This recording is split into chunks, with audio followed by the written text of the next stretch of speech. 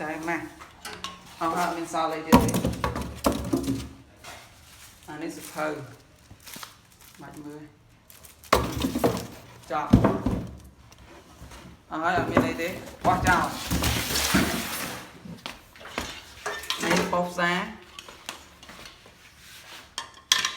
ARC-250 DC inverter អាចផ្សារបានធូបរហូតដល់3 លីកន្លះនេះនៅនេះយើងផ្សារបានហើយនេះយើងប្រើ2 លីកន្លះទៅបានណា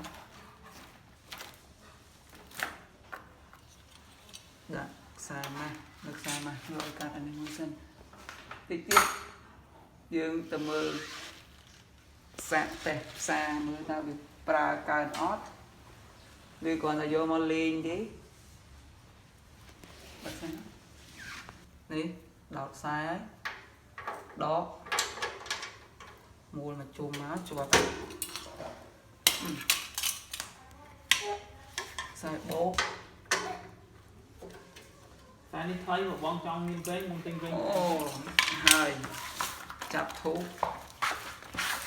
ដល់ម៉ោងយើងតេស្តអត់មានបាយតាមយូរហើយ